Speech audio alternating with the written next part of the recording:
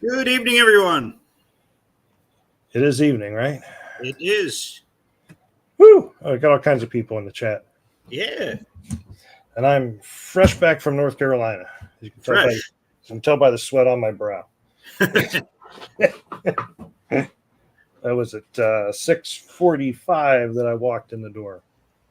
Ran in the door, threw the suitcase on the floor. What? Lauren Soda says his screen is just broke. Who's broke? Larry Otis. Well, he was looking at it. That would probably be why. That could be why. Maybe the Great North Yeti smashed it. The Great North Yeti. Well, thanks everybody for tuning in tonight. I promise it'll be the usual disorganized mess that it always is, maybe a little bit more so. Nico can blame me. This is what I have to deal with. You know, he said if I didn't come and see him this weekend, we were going to break up. So, I had to drop everything and go. Well, you didn't come and see me. Oh, that's right. I haven't seen our friend Stephen Barrier. That's right. Yeah. And by the way, your leg broke off again, Nico. Thank you. Yeah. We'll talk about that later. I'll print you another one. So what Andrew's talking about, I got one right here. Oh, you? Okay. So we have our figures that we got from the East Coast show. And as you can see, there I am, my fat belly. And if you even look at it, I mean, these are how they came out. I'm wearing my 4-track shirt. I mean, it's incredible how detailed these are. Let me see if I can grab the photo real quick that I took of them. And I have Vinny over here, too. You got to have a Vinny. You got to have a Vinny. All right, there's a picture. There's Vinny. And he even has his... Ooh, I don't know where that picture's at this second. I'll have to look for it. Shirt on, and it's kind of cool that they even send you the files, the STL files. So Steven forwarded me his. Did I send you mine? No, you never sent me. Well, I ordered to you, so. But you could, if you want to forward me yours, and I can print more of Andrew, and we could put him in compromising positions and what have you. But you mean like when I'm doing this show? Yes. Tom Lipinski says that's scary. Exactly. Larry Otis says at least it wasn't a more important part of your body. Did you get scammed, Larry? I needed a Larry Otis. If they scan Larry, they got scammed, I think, because I don't think the printer can do all that here. So the scale, well, they'll print it in any scale. Larry Otis says he has his STL file. Can you forward that to me, Larry? 4-track RR at what it was, but my Gmail. I was going to say G scale. I was like, wait, what? That ain't right. 4-track RR Gmail. I'd like to print a Larry for my layout. I'm guessing by Jonathan's face palm thing that he wants a Larry Otis as well. Yes. I was answering Mark's question. Oh, yeah, sorry. Scale and cost. So it was, I believe it was $25 to get scanned and $35 for the figure, or it was $35 to get scanned and $25. It was $70 with the scan and the figure. You could just get scanned and print your own figure, but either way, they send you the STL files. So that's why I'm asking Larry for his STL file so I could actually print a Larry on my printer. And you can get whatever scale they did down to N scale, and I mean up to like a G.I. Joe, like the old G.I. Joes, the big ones. That's my dog. Fred, I was going to say the dog barked. Yes. Oh, I'm going to say, and make sure when you don't just tell them you want it printed in G scale, because that's a loose collection. So ours most 129, of the time, and our friend Steven got his in 124, but he's waiting to get his yet. Sorry. Dog's happy. So anyway, let's so anybody that ordered it without specifying they did 124th, you had to specify 129. But yeah, we can show some more of that later on. I got to find the other picture of it, but it is pretty cool because they print them in color.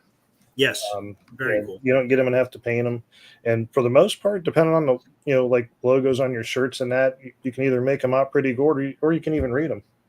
Yeah, it just depends. So let's show our sponsor video from Split Jaw, and we'll get this thing moving along. Sounds good. What do you think? Sound good? Sounds good. All right. The following episode of Large Scale Live is brought to you by Splitjaw, makers of quality metal products for the G-scale modeling world. For rail clamps, expansion joints, bridges, and more, Splitjaw Products has you covered. For more information, visit their website at www.railclamp.com. Railclamp.com. Sounds official. It does. Whose voice is that? That is, I'm going to say his last name wrong.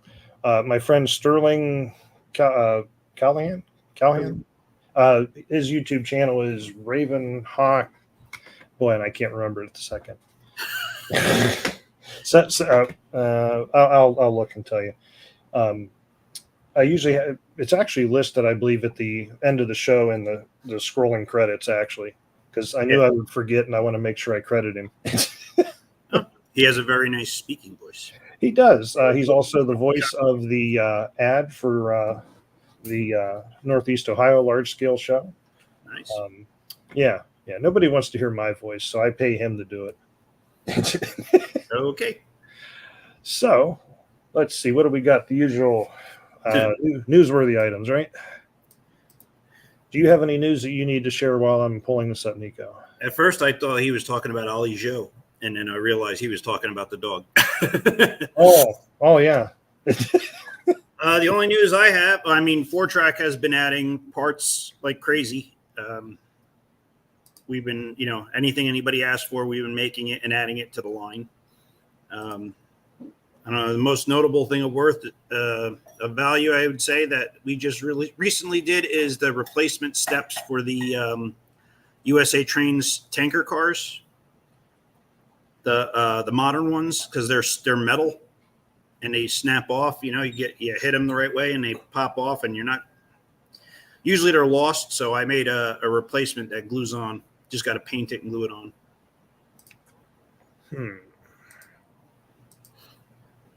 Someone was asking a question there. Oh, no, that was Dominic. Says he can't wait to see the statue they made of Andrew. Nice. We're going to put Andrew on a pedestal. How about I get down? All right. So, as usual, and by the way, people in the chat, if there's something that I usually do that I don't and I miss it and you happen to think of it, go, hey, Andrew, you forgot to do this, because I'm a scrambling as opposed to rambling, which I'm doing now. So, events, as usual, on our website, largescaletrains.com. We got a lovely event calendar. If you got a G-scale centric event that I don't have listed, go on over, click the event submission, give me the details on it. We'll review it and put it up on the site. So coming up, of course, May 30th, the end of this month, is the Mocan Garden Railroaders 2024 Midwest Gathering. That's Kansas City, Missouri. That is the 30th through June 2nd. So that's Friday, Saturday, Sunday. Jonathan said you forgot to give him $50. No, I gave it to you. You forgot that I did. I don't want to know what the $50 was for either. So let's move on. Well, you'll have to pay him when you come up. So okay. You'll find out. But that is Friday, Saturday, Sunday, the end of the month. Unfortunately, I was not able to get with them soon enough to have someone come on and talk about their event, but they have it's kind of like a mini convention, I guess you could say. They're going to have some layout tours. They're going to have I want to say flea market. What do I want to say? They're going to have vendors. There we go. We're going to have vendors. They're going to have a sale for G-scale stuff. God, I'm terrible right now. Let's see here. Oh, okay. How about we just do that? Let's see. You could just read it. That'd be easy. Yeah. Let's see. Their gathering is to bring Midwest-based clubs and hobbyists together. So it's 4 days. Let's see. They have self-guided garden layout tours. They got workshops. They're going to have some roundtable discussions, local vendors. They're going to have a modeling photo contest. Not that kind of modeling photo contest, Larry Otis. Um, of course, swap meet. There's a closing night dinner. Pretty much just, a good get together time. You do have to register for their event, but if you go on over to the website, there is a link on here. You can click to go to their official website and get all the details on that. I see you have a question on your dash 9 question, Nico. Yeah, I'm answering it. Okay. Of course, the end of this month as well, on June 1st, is the Northeast Ohio Large Scale Train Show. I'm not going to go into a whole lot of detail on that. We're going to go into a lot of detail on that here shortly. Also, on June 15th to the 20th in Burdenham, PA, is the Big Train Operators Convention. And as I always like to mention, you do have to be a member of the Big Train Operators Club, which is not expensive. And you do have to register for the convention to go. But it is a great time. I'm looking forward to it. There you go. I've been waiting for you to get to it to highlight that. Let's see, Andrew, please announce that the BTOC show is almost sold out. What's he got? No soul. Oh, it's almost sold out for the trips, dinner, and welcome aboard party. So yeah, if you are a BTOC member and you're still lagging, you're being an Andrew, and although I do have mine in, but yeah, it's a great time. I enjoyed it last year. I'm looking forward to it. The hot tub at the hotel is calling my name. I'm feeling it already. Sounds amazing. No, I don't sit in the hot tub with Larry Otis. And apparently Larry is sold. So Larry is sold. Yes. I'd hate to pay that price. I'm sure his wife would give him away. But yes, that's coming up, and that's a really good time. I highly recommend, if you're not a member of the Big Train Operators, go check it out. Their yearly fees are usually, yearly dues are very cheap. You get 4 quarterly magazines. You get a calendar at the end of the year. Very nice. Now you're starting to sound like Cody.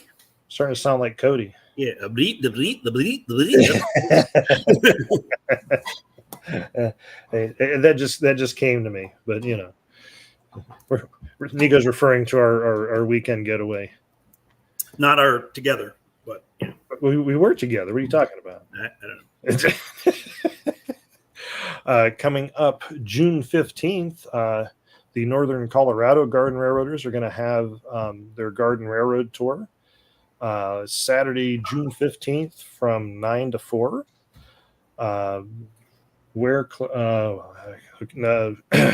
Do I have to, Larry?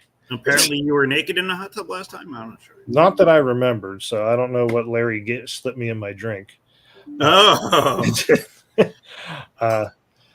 On June 15th as well, unless I got the same thing listed twice. Nope, both June 15th.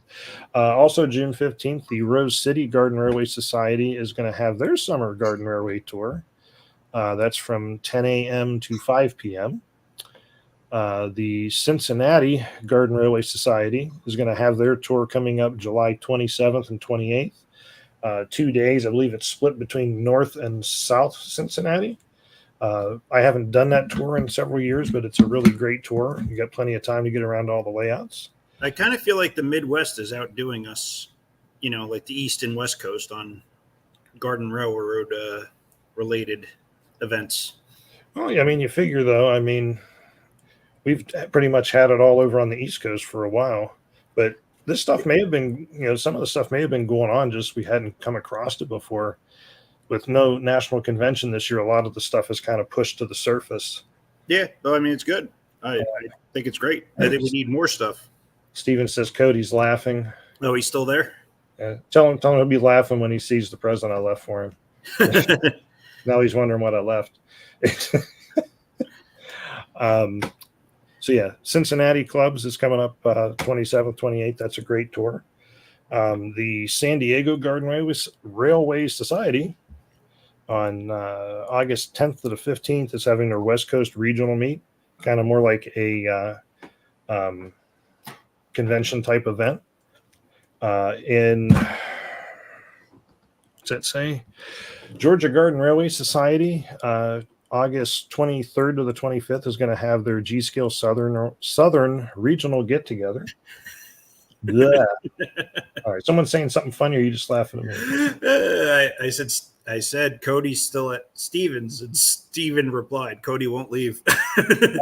Yeah, he messaged me on the way home and asked why I didn't take Cody because he's ripping his layout apart. And I said, because I can't afford to have him ripping mine apart right now. That's why I took all the spark plugs out of his car so he couldn't leave. Nice. So yeah, Southern the G Scale Southern Regional get together. So that's a more of a convention style event.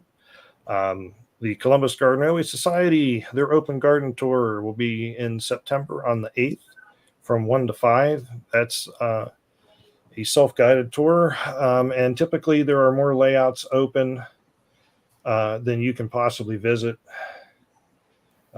Jonathan knows all about Cody not leaving. I know, I saw that. Jonathan laughed. Ha, ha, ha, ha, ha, ha. And then, of course, the 2024 Pennsylvania Garden Railway Tour, that will be in October on the 6th this year.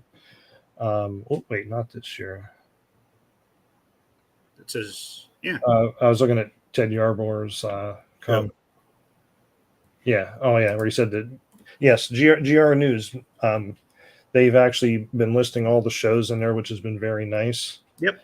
And of course, like I said, I'm trying to do the same so the info gets out there. All right, so that's events coming up. I don't have any new product announcement things, or at least anything that... The hopper, 100 tons came in. Oh, 100-ton hoppers did come in? They are in. Oh, very nice. People will be happy with that. Those are the remakes of the Aristo-craft from Bachman. And you can also buy the 100-ton roller bearing truck separately, a pair of them, correct? Yes, they are available separately now also. Which will be nice because those things have been hard to get for a while. Yep. I believe most of your local hobby shops have them. The usual suspects have them, RLD, Star Hobby, as well as other folks. All right. Did we have anything else in the realm of upcoming things like that or product stuff we needed to mention? GP40s are due, but supposedly late summer, August. Okay. Intermodal cars came in, and the containers are almost here, or they may be here also from USA Trains. Oh, yeah. You are correct. So let's see. The only other thing I had is we were going to talk about real quick.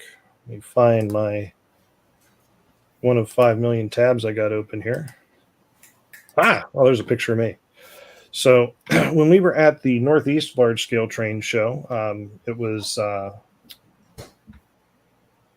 Melinda Junkst is the name that pops into my head at the moment. They were doing a Kids on Track clinic, which Make and take. Say it again. Make and take. Yeah, I was. Hold on a second. They were mentioning it. Ted was mentioning it. Yeah. So I'll pull up a video clip here. Let me. So, and yes, the kids that you see in the video were approved by their parents to be on video. I know those kids. You do? Yeah. All right. Don't say whose kids they are. I know. So, flat cars were donated by, Charlie Rowe? Who else, Nico? Larry Otis donated a bunch. Larry Otis did.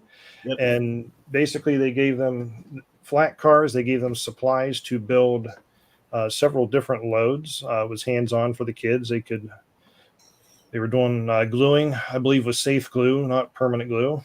Yes. And painting, but it was a make and take clinic. It entitled Build a Flat Car Load, and the second clinic they did was decorating a G-scale building. Yep. And the kids did have to register for it. It was children 15 and under. Sorry, I'm just looking here real quick. Take the flat car. So yeah, so the kids will get to build their load. They'll be able to take the flat car. It says supplied by Amherst Railway Society with the help of USA Trains and others.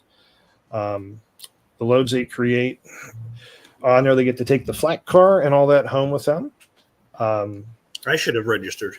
Yeah. I'm surprised you didn't register me. You always get me like crayons and coloring books when we go to eat.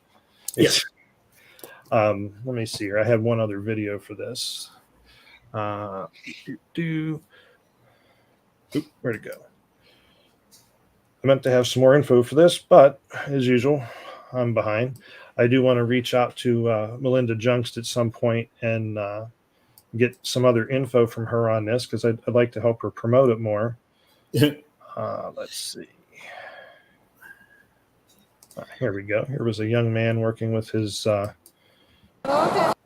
father there, working on his flat car load. And it was really, really nice. I mean, the kids seemed to really be enjoying it. You know, you got to do something to get them interested in it. You know, I didn't see a kid that wasn't enjoying it. Maybe just the big kids that weren't allowed to do it. But I believe that they're going to have this clinic at the Mocan Garden Railroaders event at the end of the month when I talk to them. But if anybody would have any interest in donating stuff to them for their clinics that they do, if you want to send us an email, info@largescaletrains.com, I'll gladly forward that off to, hey, there's Steve Junkst. Yes. Yep. So, yeah. Steve, please tell your wife that I'm sorry I did not have a better prepared presentation of this, but as usual, he's unprepared. I'm unprepared. So, but great thing that you guys did. The kids loved it. So, yes. Again, info@largescaletrains.com if you'd like to get a hold of them to maybe donate whatever, supplies, whatnot, for them to be able to do the clinics. That'd be amazing. We need to get more kids involved in the hobby so they can grow up into adults that have no money because they got too many trains. Yes. Too many trains. That's not a legit thing, is it, Nico? No, that's like an oxymoron.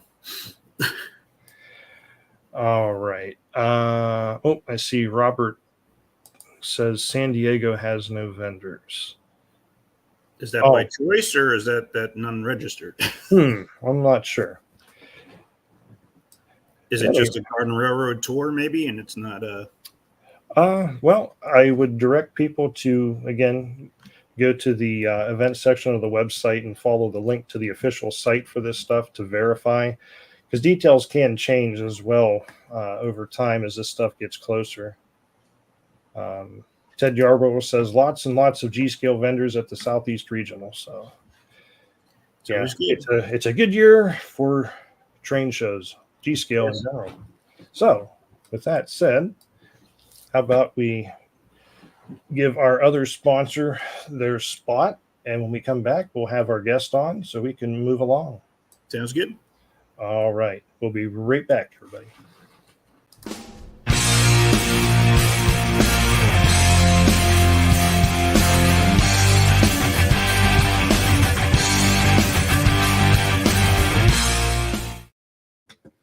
All right. Hey, wait, we're missing somebody. Where is that guy at? There he is. And there he is. The man. Hey, everybody. And we have cleared up that Darren's shirt is orange. And Nico's is red. And Nico needs to get a current shirt, which we can tell people how to do that as well. So, yes, Nico, I need a new shirt. All right. Well, thanks for having me, guys. It's always fun to come on and hang out with you guys. So I'm one of the hosts for the Northeast Ohio Large Scale Show. And I appreciate Nico wearing last year's shirt. That's pretty cool. So our new shirts this year are going to be yellow. Might not be everybody's favorite color, but they actually look pretty nice.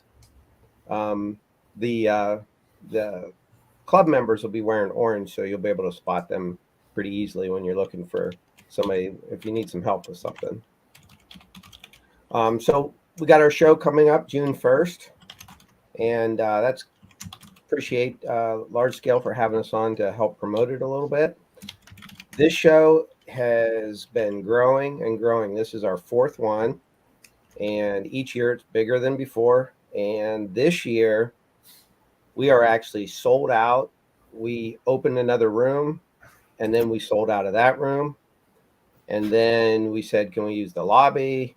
There's a broom closet here that I think we can fit a table in. So That's where Nico's tables are at. yeah, Right? so we stuck Nico in there, but anyway, we have I thought I had the absolutely newsroom. fit as much into this building as we can fit. It's we're at 80 plus tables, so we're on a kind of a call list right now. If somebody comes in and wants another table, they got to kind of wait, see if somebody else backs out because we're kind of out of room.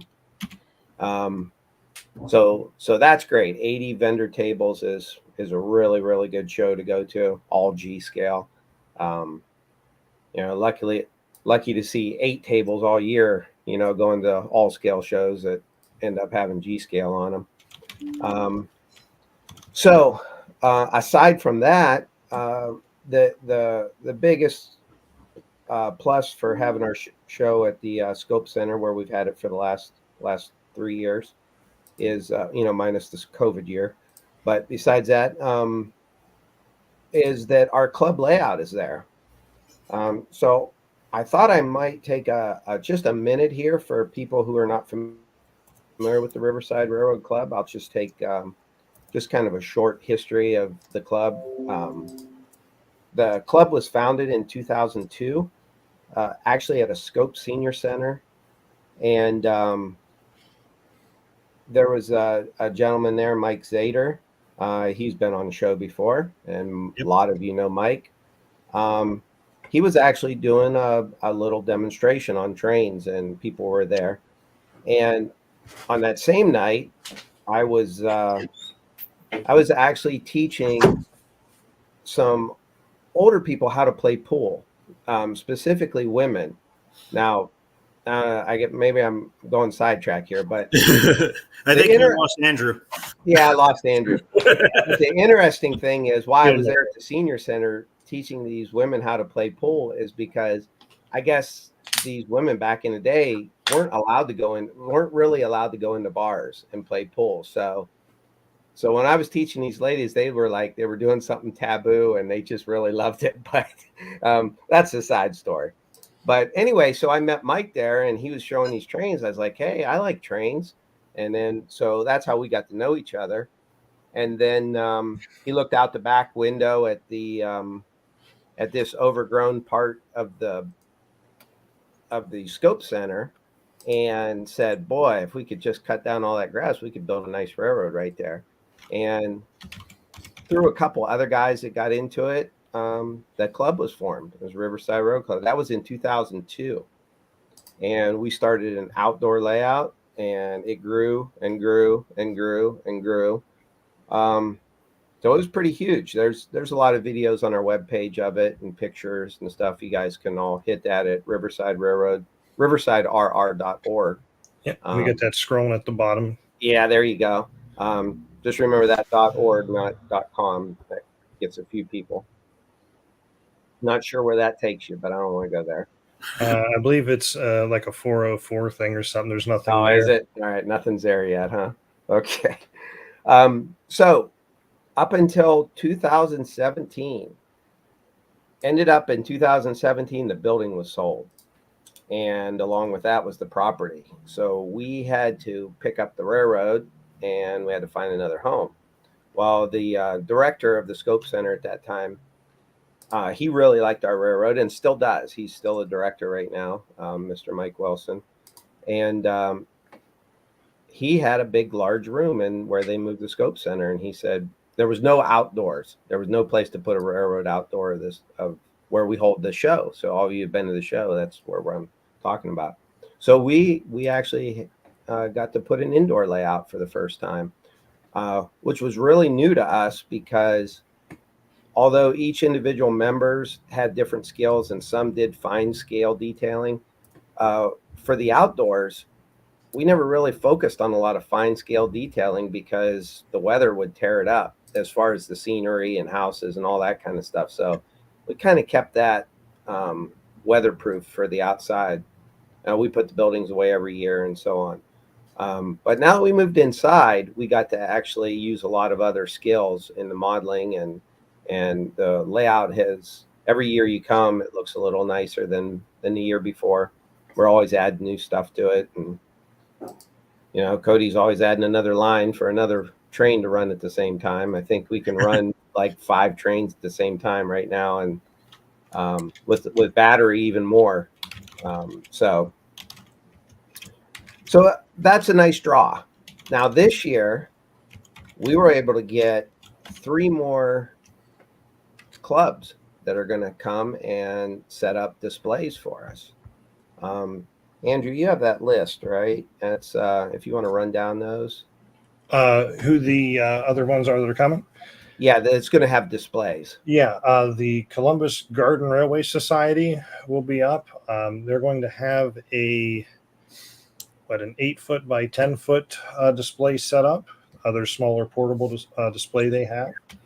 The Gold Spike Garden Railroad Club is going to have, I believe, a 10 by 20. That Jonathan the Fish guy could probably tell me what size that's going to be. But I believe it's 10 by 20. They're going to have a display set up. Of course, the Riverside Club has their layout, and I forget what size it is, unless you said, and I wasn't paying attention, Darrin.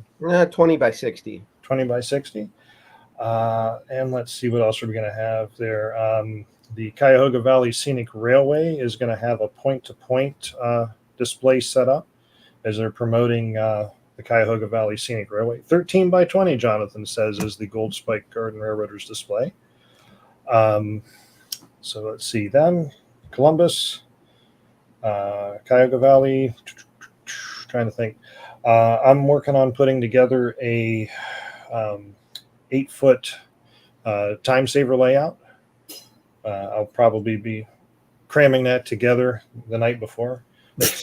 But I'm working on putting that together because I think it's kind of a nice hands-on thing for people to mess around with. Kids always love that, the puzzle part of it. You know, I've got some 2-axle cars and some little critters. Let's see if I can gather a couple more of them up. But those work real well with the R1 switches and that, so we'll have that set up. I'll pop on there real quick. Andrews, Steve asked if we're open for visits. So our club is open every Tuesday from usually about 3:30 to about 5:30 or 6. 9 times out of 10, we're running trains. If not, there's somebody who's willing to throw one on the track and run it. And if somebody's from out of town and they get ahead of us ahead of time, we have access to the building almost any time. So we can always kind of make arrangements, meet you down there and show you the layout. Steve, you should come out for the Ohio show. He should. Yeah, absolutely. It's gonna be great. Yeah, I'm seeing a lot of the same people. You know, every couple weekends apart. I mean, I'm going to see Nico 3 weekends together. I might as well see Steve Dahm a few more before the BTO convention. So the next thing that's new for our show this year that we hadn't had before. So officially it's a 1-day vendor show, but it's actually a 2-day show because we're adding some layout visits for Sunday. And I think Andrew's actually organizing that a little bit. He's kind of putting all we're in these trouble people together. So we'll see Andrew how and that organization in the same word, in the same sentence? Yeah, so the Garden Railroad Tour is going to be on Sunday. I believe the times that we determined are 12 to 4. There's going to be 4 layouts on that. The specific details of the layouts that will all be given. Oh, okay, Majory. All right. Oh, we're close to Major. Yeah. The details on that we'll give out when you enter the show. I think we're going to direct people over to the large scale live table that are wanting to go on the tour. The tour is available to folks that actually attend the show. It's not a general public tour, but your admission in covers that. So I'd like to point out, say, you come to the show just by yourself and you go, oh, there's a Garden Railroad tour tomorrow. Well, I'd like to bring my wife and 2 kids. That's perfectly fine. As long as one person paid to get in, we'll give you wristbands for, whoever in your family. Obviously, we're not going to give you 50 of them so you can go scalp them. But we'll have wristbands. And the layouts, I want to say, on average, are maybe 18, 20 minutes to get from one to the other. And if you start the tour, right at noon and you're at the first place you're going to with the drive time, I think you have 45 minutes, 50 minutes, I think, that you can spend at each one of the layouts, which is a good amount of time. And each one of the layouts has its own thing to offer. You'll see a little bit of something different on each one. Several of them are pretty good size. A couple of them are average size, but still very nice layouts. And then from 4 to 6, 7.5 inch gauge layout, right, Darrin? Yes, sir. We will have a 7.5 inch gauge layout open that you may go visit and ride on. I know a lot of people enjoy that, Nico especially. I'm part of a club down here. I keep trying to avoid 7.5 inch gauge because I already spent enough money on this stuff. It's only a little bit more expensive, not much. Yeah. So how many houses are on the tour? There are 4 for the G scale, okay, and 1 for the 7.5. Right. Not 7.25 like is up in the Northeast. That's a whole different topic. Yeah. But let's say 5 altogether, and in general, it's from noon to 6. The 7.5 is from 4 to 6. The G are from noon to 4. And all it takes is one person. My layout is on the tour, so go to the show so you can come see it. I don't think they want to see Jonathan's layout. They want to see him probably. For I always like that. Bill Lynch, for $5 more, I'll give you a receipt that shows what you want her to think you paid. That never gets old. But so what better way to try and stimulate some people's brain cells on what to do with their own layouts, or maybe get them to start their own layout, than to go see some people's layouts and actually get to talk to them.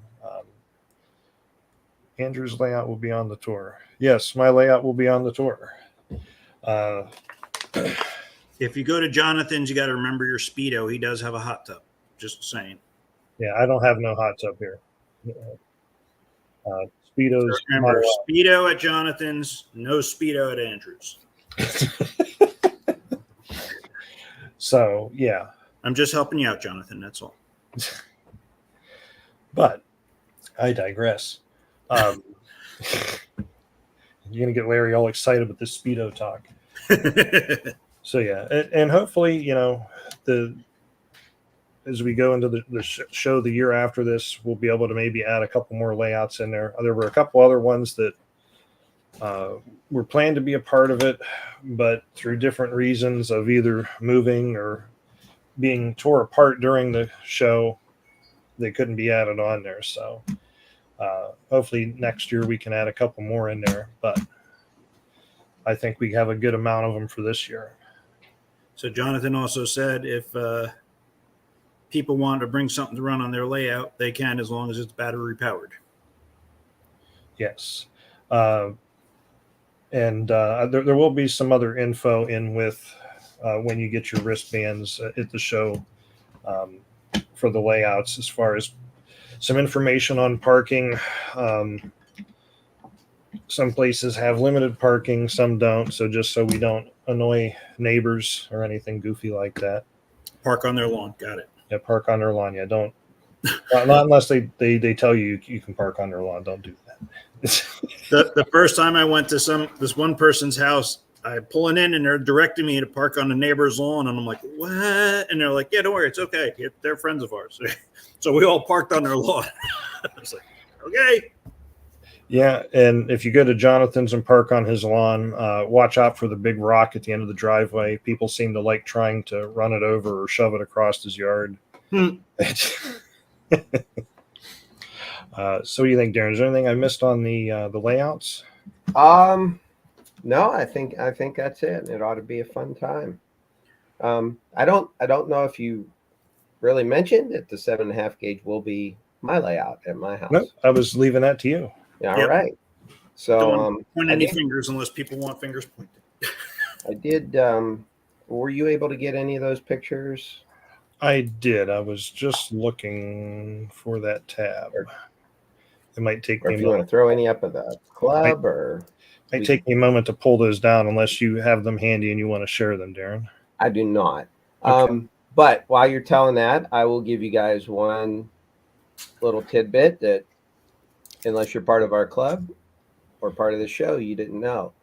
The shirts this year, or the logo that's on our show and that you see on our website, of that Peabody RS locomotive on there.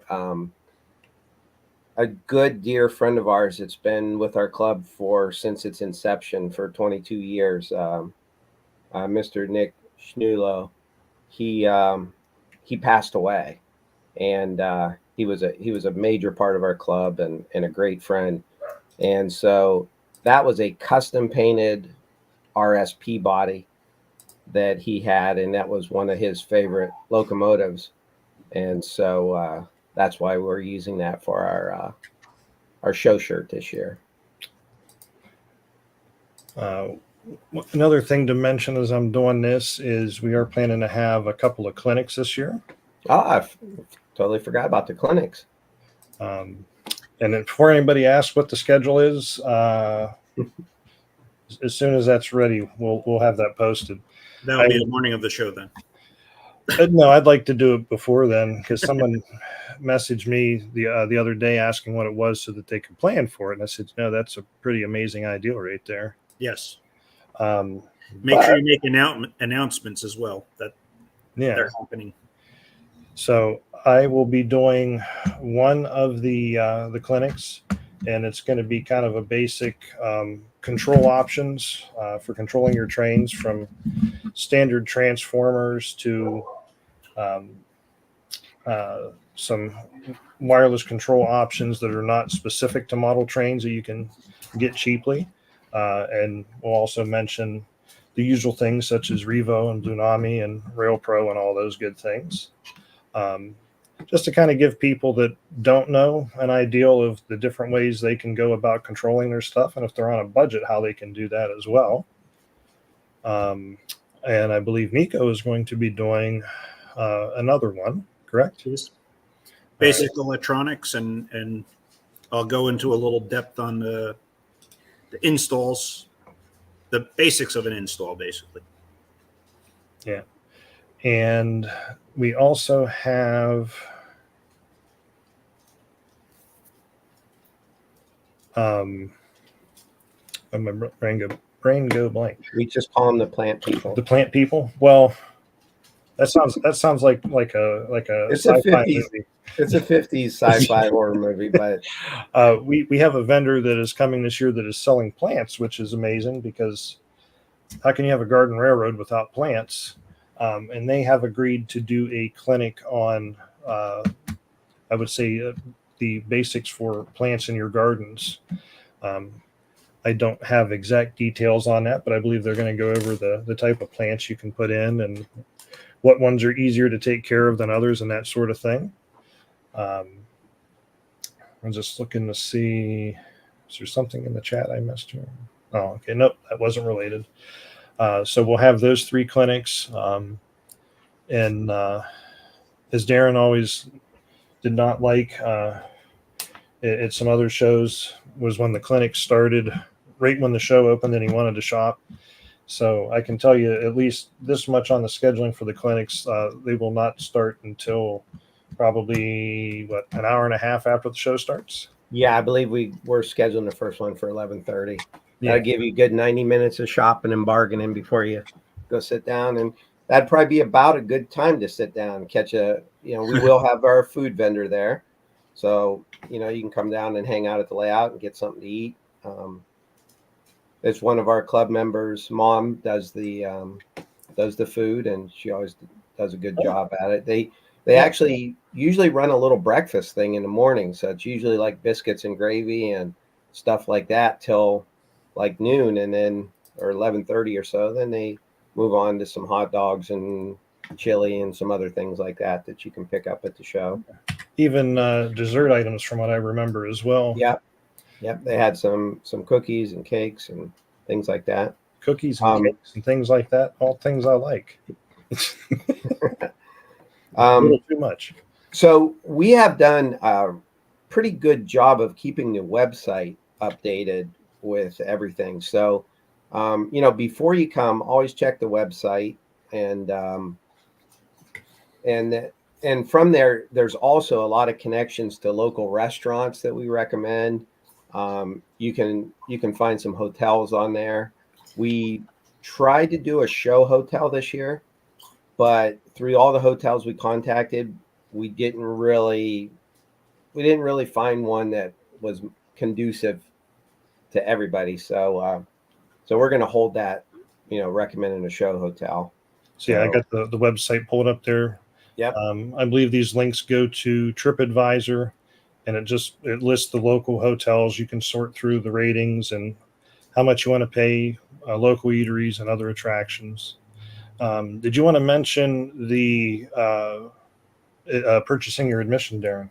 Oh yeah, absolutely. So if you go to our website and you buy your tickets in advance, you will get in 30 minutes earlier than everybody else. So that's a good plus to get your ticket early. Yeah.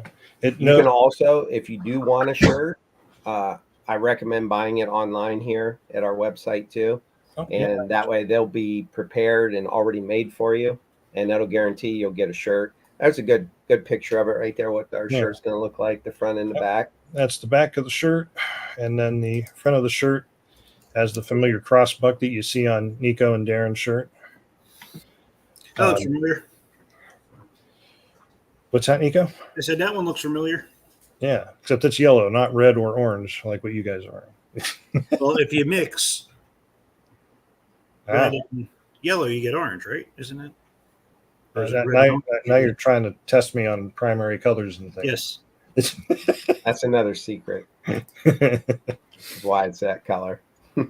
But I was going to point out on the show admission that it's the same price online as it is the door. You're not paying any extra. Just getting in 30 minutes early. 30 minutes earlier. And when you purchase it, you don't actually get a ticket you print or anything, correct, Darrin? That is correct. You can actually, you can actually just keep your receipt as the ticket. But we will have a guest list that we'll pull down from the tickets that are purchased. So they'll have to check in when they get to the door? Yeah. Okay. And we're going to follow the same thing we did last year. So you'll get a name tag, and it's just a sticker. You just put your name on it and stick it on. But each one of your name tags will have a number on it. And we have a lot more giveaways this year at the show, a lot more door prizes than we've ever had. So each time we call each hour for door prizes, we're probably going to be doing 3 or 4 numbers per call. And you basically just look at your name tag, and if that's your number, you can go pick up your prize. and they'll also be listed at the exit. So if you just wanted to double check on the way out the door and make sure you didn't win something, And I do have a list of some of the show supporters that donated items for the door prizes. I don't have the specifics on what all was donated, but I can list that if you want, Darren. Mm-hmm. RLD Hobbies made a donation for door prizes. LGB as well. Our friend Chris Dixon and show sponsor from Me Loves Trains has made a nice donation to that. I just saw him yesterday down in North Carolina. Nico, Mr. Tinker Train there, for 4-Track RR is making a donation. Oh yeah, Chris, we need a flyer. Cuyahoga Valley Scenic Railway has made a donation. I think that might be some passes to go ride the train, if I remember correctly. That's correct. Our sponsor Splitjaw has donated. I do know there's several different types of clamps and stuff in there from them. Reindeer Pass has made a donation to us as well. Radio Control Systems of New England, Don Sweet, who was on the show 2 months ago, Nico? Yep. He made a donation as well. And let's see, is there anything I am forgetting there? Of course, there'll be a donation from Large Scale Live as well for the door prizes. And I feel like there's somebody I'm missing mentioning. We have a few door prizes from the Riverside Club also. Okay. Some cars. I think LGB sent us. Yeah, he said LGB. Yeah. I'm sorry, I missed that one. Yeah, LGB sent, I think, a couple of cars for the giveaway. I think you told me. I believe there might be a locomotive in there somewhere. I think that might be Me Loves Trains that did that. But there's a variety of stuff in there, from some locomotives and cars to clamps and train rides, tickets for stuff. So you figure the show's what time, Darren? From 10 to 4? 10 o'clock to 4 o'clock. Yeah, 9:30 for the. Doing what? 9:30 for the 3. So that's 5. That's 5 hourly door prize giveaways, and there's definitely more than 5 things there. So it'll probably be at least a couple, if not 3 things per hour. And of course, nobody has to buy anything to enter the door prizes, right? That is correct. It just comes with your ticket. There will be a 50-50 going on. We'll have that. That's a local group that's doing a 50-50 for fundraising. That's good too. Probably now might be a good time to mention, since we're almost an hour in. You were going to do a giveaway, correct, Darren, for the show? Yeah, we'll do a couple. So let's do a ticket and a shirt. Let's do a ticket and a show shirt. That's Mike Zader's incognito. Oh, he's posing as his wife again. Let's see. I think that's because he owes me money. Who owes you money? Mike can't win though. Mike can't win, but Deb can, I guess. I guess Deb can put in for it. She's just not allowed to give it to Mike. Right. She has to be the one with it. So you're going to do a free admission now. Will the free admission be? Because people probably ask, is that for admission at 10 o'clock or at no? 9? That's you're getting that ticket before the show, right? So that's I'd say that's a 9:30 admission, early admission. So you is get it a one ticket and one shirt, or is it 2 tickets and 1 shirt? It's going to be 1 ticket, 1 shirt, and then we'll do another one maybe. Okay. Yeah, when we get a little bit further in. So let me just to make sure it was clear. That's all. Let me see if I have this set right.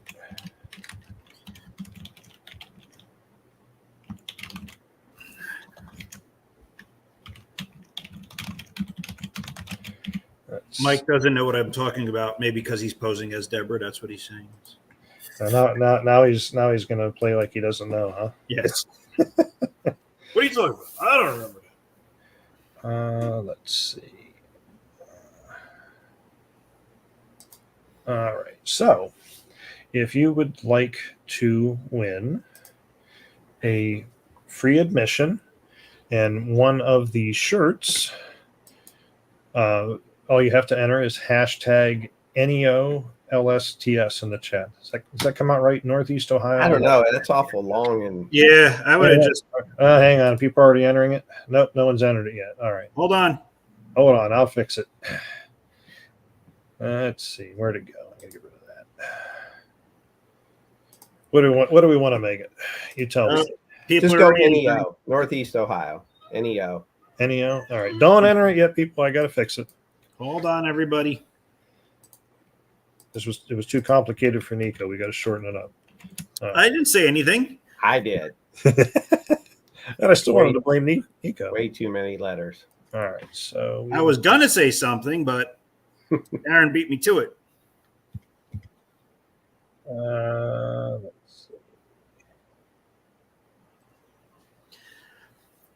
Mikey wants to know if he can't make the show, does he still get the shirt if he wins? Sure. He's got a wedding. Is it your wedding, Mike? If he wins, can he? Well, obviously he won't be able to get into the show, but yeah, if he wins a shirt, we can find a way to get that to him because I'm sure I'll see him. But we definitely can make this giveaway transferable too. Yeah, there we go. So hashtag NEO. All right, so that should be going now. So go ahead and put hashtag NEO in the chat. So Larry, Steve, Mikey, Rachel, Tom, get back in there. Okay, Rachel's got it. As you were naming that off, I was thinking of some old TV show where they used to name out who they could see. What the heck was that show? What was that, like Romper Room? Yeah. Holy crap! I didn't think you were alive when Romper Room was on. I see Kyle, and I see Lawrence, and I see. Well, you see Lawrence, you got problems. In my nightmares usually, but I think the Mickey Mouse Club. I think the Mickey Mouse Club used to do that too. John Sinkovich put hashtag Nico got robbed. Yes. Yeah, see, even Larry remembers Romper Room. Wait, Larry Otis remembers something?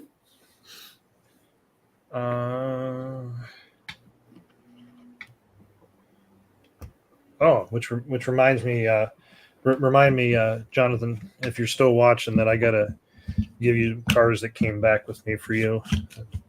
Ended up in my car somehow for some reason. Oh yeah, you forgot to give me my Mikado. Nah, because that wasn't yours. Oh. And it really isn't much of a Mikado. It's kind of a parts beast. I like parts. Let's see. So we went through who the door prize sponsors are going to be at the show. Yep. Did you mention how many vendor tables we have, Darrin? Yes, sir. We're at 80. We're at 80. Okay, that's right. You did 80, 2 rooms and a lobby and a broom closet. Wait, are we playing Clue? Who had the candlestick? Was it Colonel Mustard? I don't know where you have the candlestick. And of course, we got a separate room for the clinics as well. And did you mention that it is on 2 different floors, but we do have an elevator, Darrin? That's correct. Yeah. Okay. So that's how old Larry was. Larry is. He had a romper room party for his birthday. His parents had a televised romper room party for his birthday? Wow, okay. I think Romper Room was on like a local cable, like not a local cable channel, but what do you call that? Local broadcast channel. Hey, can we give John a prize? I like his hashtag. Triple hashtag Andrew Rob Nico. Yes. It's only double, but who's counting?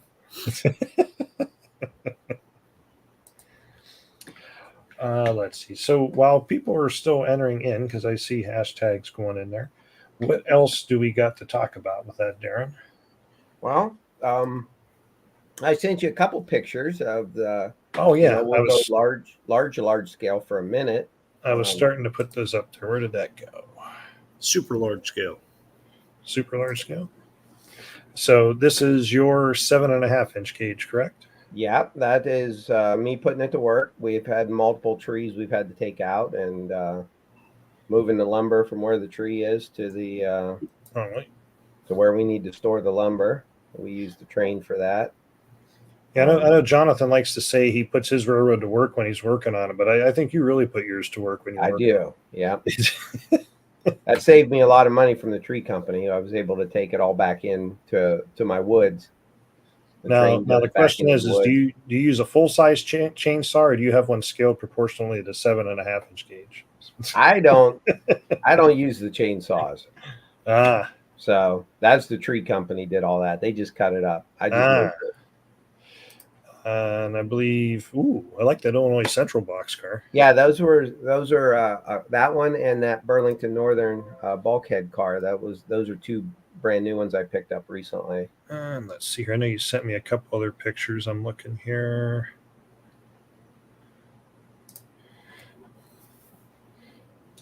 Let me see here. He's 18. He can get his own locomotive. Yeah, he'll probably win it, like he did that Dash 9 in Massachusetts. So is this one of the giveaway cars for the show? I think you might have to pry that out of Darrin's cold grip. Not totally paid for yet. We'll put it that way. So Larry wants to know, how do you fit in the engine? Yeah. Well, I don't know. I kind of want to take the engine home, seeing that it's Conrail. I'm kind of small overall, so. So is that locomotive electric or gas, Darrin? That is gasoline. That has a V twin, 16 horsepower Kohler motor in it. And the other locomotive we saw, that one was electric, right? That is correct. That other one was was actually one that I bought a shell off of eBay that was made to be just a dummy locomotive. And I got the shell really cheap, so I just put some trucks underneath it, some electric trucks. The one that was hauling the wood in the first place, the first picture he had. This one was actually made by Mountain Car Company from a few years ago. Now they're called Titan Trains, or they've okay, I've heard of rebranded as Titan. And so I saw this picture you sent me, and I think about how we transport G-scale trains around. This kind of looks a little bit more involved. Yeah, that's my trailer with some of my rolling stock in it. You got a trailer like this, Nico? No. What the heck, you're slacking. We have one car and we have an engine that's half together. I don't need a trailer. All right, so on to our giveaway. I don't see anybody else entering anything into the chat. John asked, is it chain driven, the engine? Oh, that's a good question. The Conrail you were showing? Yeah, it's hydraulic, but the transfer down to the trucks is chain. Yeah. So it runs two hydraulic motors, and then the hydraulic motors sit in front of the trucks, and then a chain goes from the hydraulic motor to the truck. Actually, there's one picture in there that shows the top off of it, so you can see all the inner workings of it. It was in like the collage photo, or was that a separate one? No, it was all by itself, unless All I right. forgot to. Unless I didn't send that one. I know we kind of did this at the last second, so. It's all right. I'll look for it here in a moment. I'll put this stuff up, and remember, folks, we're going to do a couple of giveaways, so don't run away. Run away! Run away! I'm too tired to run. That's like, I think with stops, that was about an 8.5 hour drive back from North Carolina, which is odd because I usually don't have energy to do this stuff, but trains seem to give it to me, I guess. All right, there we go. I got the right window up. So let's see who our lucky winner is going to be of a early admission to the Northeast Ohio Large Scale Train Show and a shirt. If it's Larry, I don't know what size. He'd need like Yeti size, I guess. We'll go all the way up to 3X. Up to 3X? Sweet. Larry Otis says, stop whining, Andrew. Or is that winning? Nope, that's whining. All right, let's see who our winner is going to be here. And TB Outdoor Boys. Okay, I am not sure who that is. I might know and just don't know their YouTube channel. So what you're going to want to do is where's it at? Where's it at? I don't know. Where's it at? Looking for the banner. There we go. So TB Outdoor Boys, send me an email to info@largescaletrains.com. What info do you need on there, Darrin? We just need their name to identify them and what size shirt they want. And what size shirt they'd like. So send me an email with your first, last name, what size shirt you're going to want. And we'll have that at the door. Send it off to Darrin, and you may pick that up at the show, or, as you said, transfer it to somebody else if you're not going. Oh, and that's an early admission ticket. I know who that is. Oh, do you? Okay. It's Luke. He lives down here. He lives where? Down here by me. Oh, is he riding up with you? Not that I know of. Maybe he is now. Well, I don't think so because my truck's full. Hey, I was working on recruiting more people to come this weekend. So, all right. You can either send that to me if you know Nico and you want to send it to him. Either way, we'll get it to Darrin. Yes. You may get that. Again, don't run away because I believe Darrin said he's going to do another one of these in a little bit. And I believe we have another giveaway possibly after that for something else. I got to look. Well, we should do one at around 8:30 and then one like right before we end. All right. So like 8:55. How's that? There we go. All right. So, and let me look here. Oh, Larry Otis said Luke used the Force to win. That makes me chuckle for other reasons. Star Wars reference. You said there was a picture with the top of that motor off. So while I'm looking for that, Not the motor. does anybody have questions for Darrin about the show that we may not have answered yet? Larry Otis, they have to be on point questions. Yes. There's no official Speedo with the show logo on it. Is Larry coming? Is Larry Otis coming? I don't know. He tried to enter, so maybe he wanted to. But thinking about that, because Larry Otis is part of the BTO, I got to check my packages. I'm pretty sure that's what was sitting when I came in. Sorry, Larry. We'll miss you. I was going to say, the package was not a Speedo. I believe I have the tablecloth for the Big Train Operators Club because they're actually going to have a table set up at our show. So if you'd like to learn more about their club and their yearly convention and all that type of good stuff, they will be there to give you all the info you need on that. So let's see, where's this other picture at? Anybody at all? Questions? Nico, do you got any questions? I don't have any questions. Have any questions? Larry has a few birthdays coming up. There we go. There's a question for Darrin. And Nico walked away. Mark Bartle asked, Darrin, do you have a garden railroad too? I currently do not. I have an indoor railroad that's kind of goes around this room.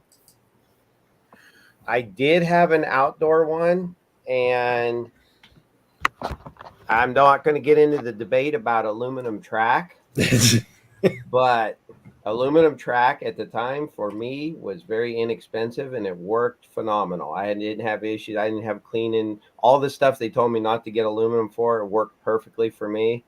It didn't expand and contract like I was told it would. It worked perfectly until a guy power washed my house and caught a corner of the track with the hose that he didn't see, and around the other side of the building was pulling on it. Oof. And it just mangled my entire layout. And so there's pictures of my layout on my website, which you can post that too if people want to see that. That's nutwoodrr.com. Nutwoodrr.com. Yeah, you can What's see the actual official name of your railroad? Dewey, Nutwood, and Terrell Hill Railroad. Okay. Those were really, they used to call them milk stops. There was a train that ran from basically Youngstown to Ashtabula Harbors, and it would run through our town and a town above me and a town below me. And the town that I'm in is actually called Dewey. I'm sorry, it's actually called Nutwood. Where the station was, it was called Nutwood Station. Dewey is a little farther north, and Terrell Hill is a little farther south of me. So I kind of was doing something based a little bit on history for this local area. So that's what it's called. And I did. And so there's some pictures of my G scale layout on that website, but right now I just have my indoor one. Why am I having an issue here? Sorry, give me 1 second here. I did find the photo with the top off of that. Mark does want to know your 7.5. How many feet of track do you have on that? I have about 1,800 feet. I got just a little over a quarter of a mile. That's a good bit of track. It takes up a 3/4 of an acre. The train's on 3/4 of an acre. My house is on the other quarter of an acre. And there is that picture you were saying. Wow, that's a lot going on underneath the hood. Yeah, there's a lot. So down in the lower right corner, that's the actual bell. It actually has a clapper that actually hits that bell. It's a servo, pulls that in and out. If you look right in this, I don't know, about a third of the way back, you'll see the air horns that are standing straight up. So it actually has diesel air horns in it. That big black part in the center, that's the gas tank and the oil reserve tank for the hydraulic fluids. Of course, that's the motor up front. You can kind of see the battery in the back on the bottom. And that's kind of what the inside's all made of. And I did put a link in the chat for, I might have done it twice maybe. I did put a link in the chat for Darrin's 7.5-inch gauge layout for people who like to check that out. Hey, Andrew, I did send you a video. I don't know if you can play that or not. It's only a minute long. Yeah, let me look here. And for those people who are actually coming, they'll actually get to take that little ride, but not. You can kind of see it.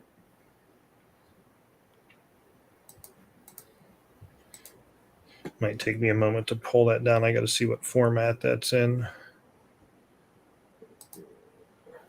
The club that we're a part of is on about 4 acres.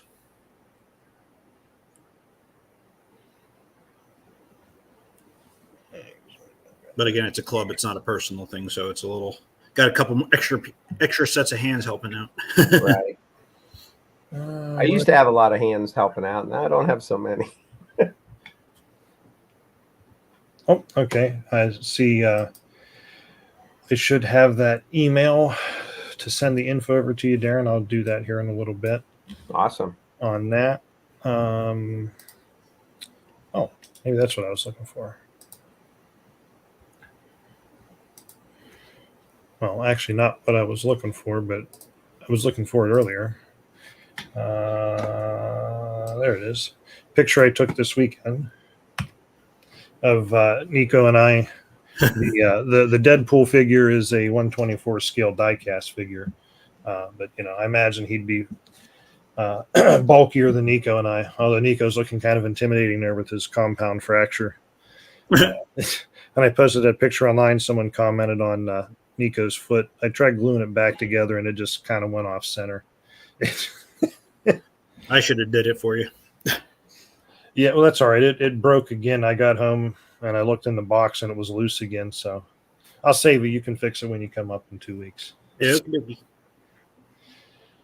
Let's see. We were looking for that video. Video. Where did you put it, Darrin?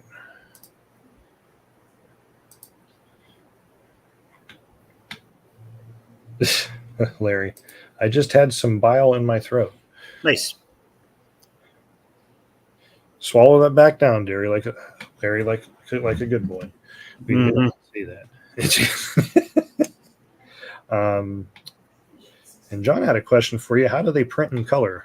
Do you have an answer for that, Nico? Because I have no clue. I want to actually look into that.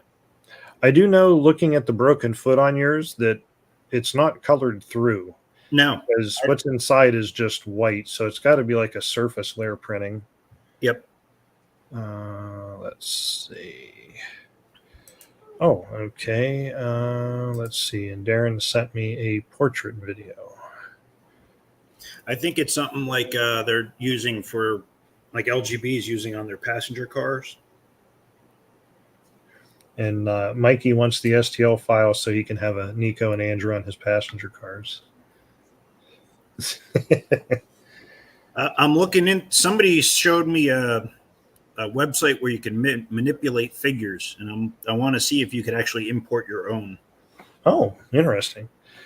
All right, let's see if I can show this video Darrin sent me. Looks like it's an MP4, so that should work okay.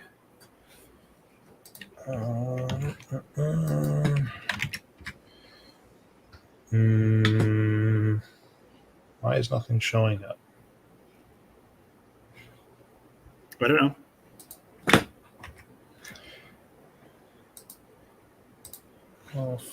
Well, nothing's showing up in the folder I'm selecting, although I know it's there, so I'm hoping it's the proper format. I don't know. Oh, wait. Probably because I saved it to the wrong folder. That would be why. Yeah, there it is. All right. That might explain a lot of things. But I have a lot more questions, but not enough time to ask them.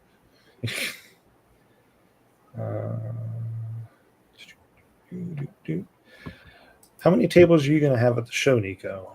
4. You have 4? Yes. And can you tell people what kind of stuff you're going to have there for sale? Some used trains and a lot of pieces and parts. Again, for anybody that doesn't know, I bought all the aristo-craft remaining inventory of parts. Which does not include every part they ever made, correct? No, it's just whatever was left from, when they closed. All right. So let's. Oh, there we go. Hey, wow, that sounds like a lawnmower. It is a lawnmower. Kind of is.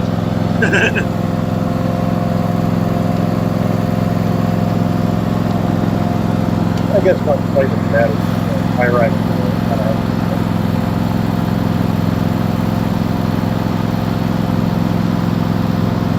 Does this go all the way around your house here? It goes around 3 sides of the house. It does not go in front of the house, but it does cross the driveway. There's a bunch of YouTube videos out there too. Is that an air horn or is that a electric? No, it's air.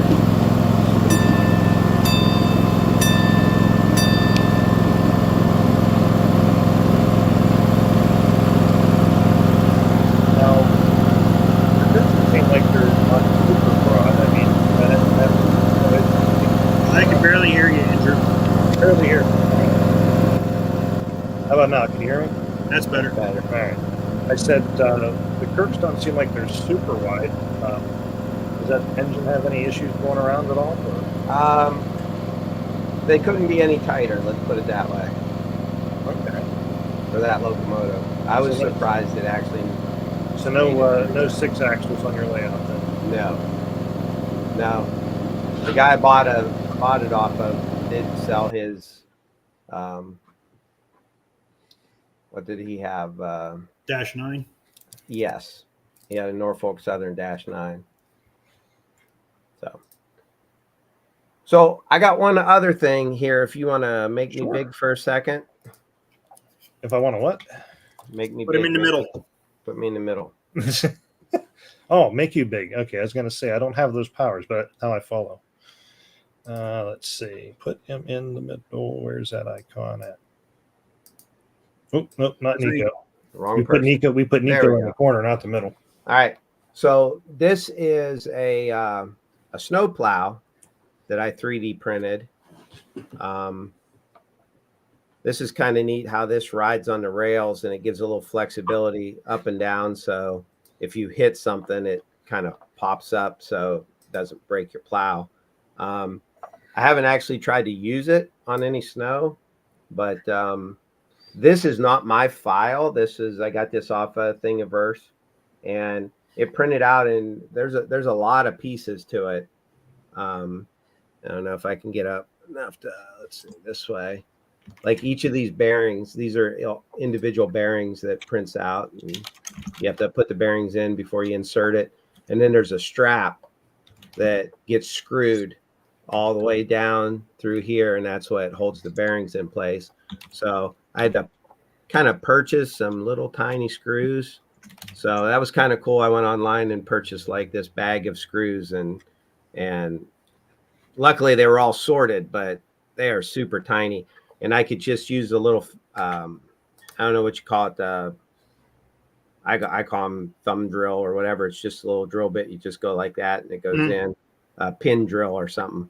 And I just put a little pin drill hole in it, and I set those screws in, and then they tighten up pretty good.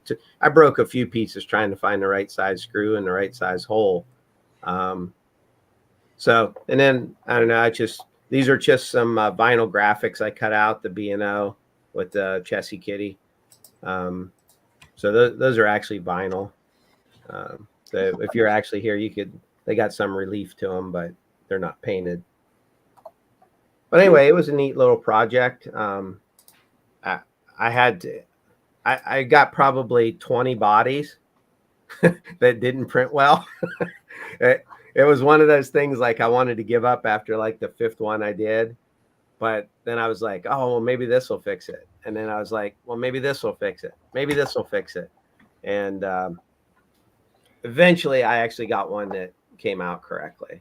And I did in the live chat put a link over to our website, which I have on the screen here now. If you go to the site and go to resources and links and 3D printing and go down to the rolling stock section, you will find the link here that will take you over to Thingiverse, where you can find the files to print that. I did this in resin. Okay. Just a standard resin. It's not outdoor resin, but I coated it, painted it, primered it. So I don't know. I'm going to be plowing a lot of snow with it, but it's kind of interesting. Well, I actually did it for somebody else. How are you going to plow snow that you don't have a G scale at? Do you have a plow for your 7.5 gauge? I do have a plow for my 7.5 gauge. Matter of fact, I called the guy and I said, I bought it at the beginning of this year, and I told him, I said, it's broke. It doesn't work.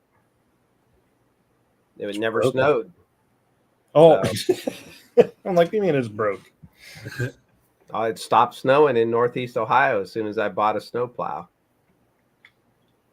Oh, that's usually how it works, right? Kind of like if you buy the extended warranty for your car, they don't call you to sell you one.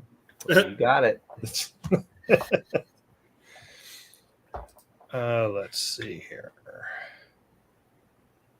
Looking to see, was there anything in the chat we missed? I don't think so. No, I got one thing I would like to share if you guys are done with the Ohio show and stuff, but that's I'm sure we'll remember something, but go right on ahead. Nope, I guess change. Not goat head. I said go ahead. So, hey, do you got a picture of your shirt you had this weekend, Nico? No, I could grab it if you want. I felt honored. So what do you got there, Nico? So, yep. Darrin again. There we go. So this is a CSX T8938. So let me present here. Share screen. So this is. Let's start with that. Can you see that? Yep. So that's the original engine.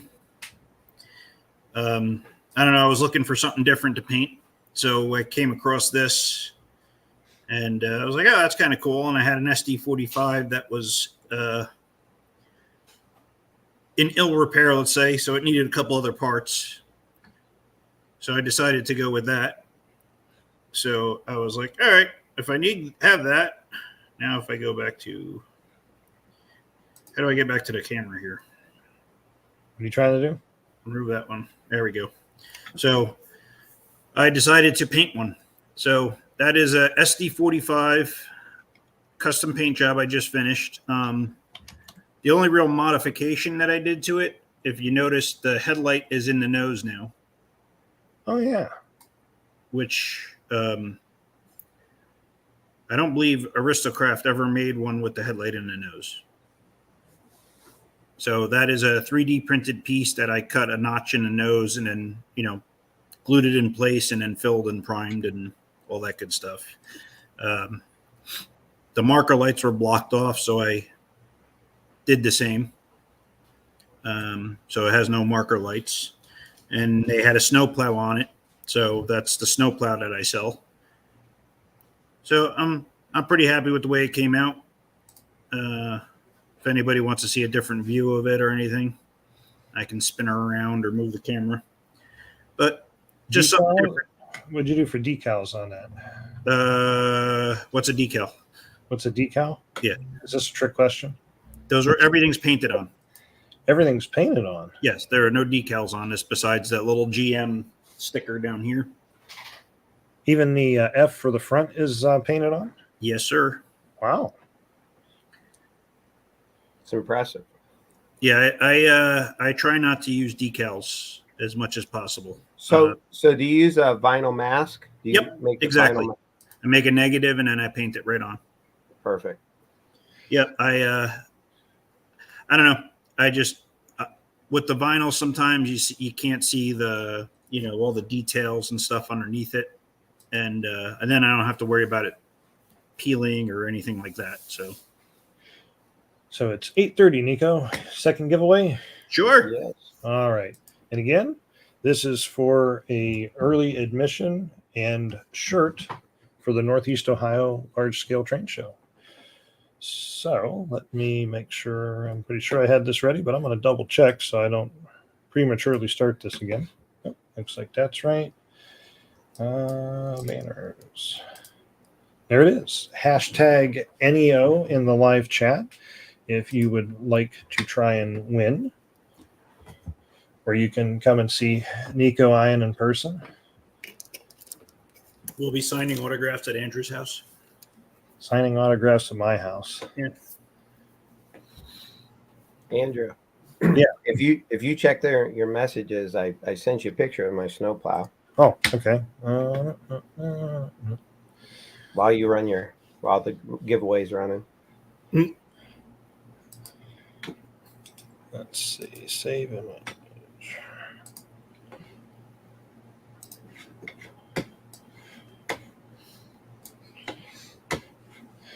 Let's see.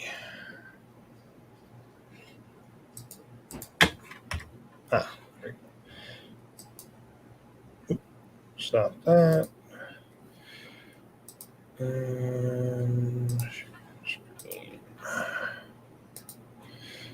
There it is. Okay, that's not what I was expecting. So that was actually made out of a piece of PVC pipe. Okay. The pipe was cut at the right angles to turn it around and make a plow out of it. I did not do that, and somebody else did that. So is the weight for the plow a person sitting on it? No, actually, under that box, that body is like 3/4 inch solid steel. That floor. Oh wow! So that short little car itself is really heavy, but then the box is just a box. But it allows you to add more weight to it if you need more weight. Now, obviously, the model of trucks on that are a friction bearing truck, but do those trucks actually have bearings in them to help? Yeah, they do. Okay. I think that's a modern. I think those are Bettendorf trucks on that. Bettendorf, yeah, that sounds about right. Let's see.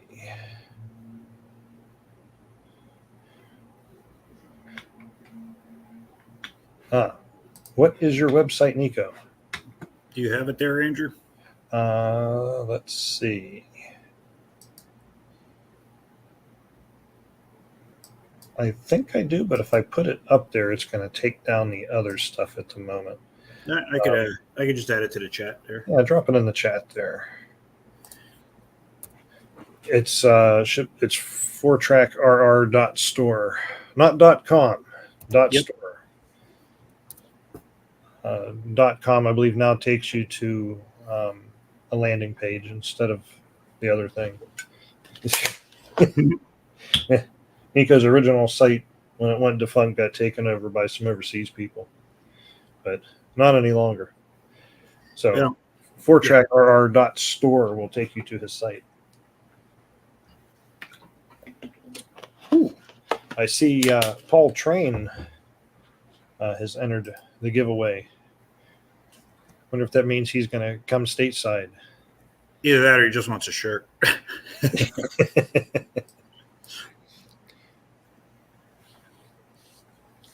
I believe there's a couple people that are thinking about coming that are actually from outside of the U.S., which is kind of exciting. That's cool.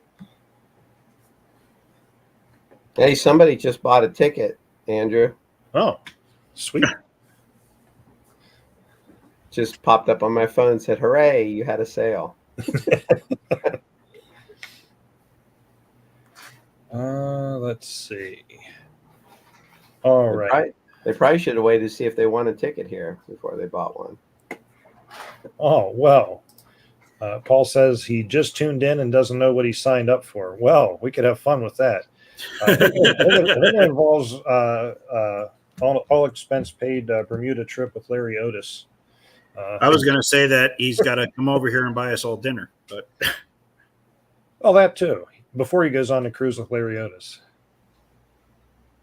Oh, Larry Otis says Taya needs to get Ivor here next June. It was great to see Ivor at the Northeast show. I'm trying to think if I had met him before that. He used to come over for the East Coast, yeah. Right? Yeah. Yep.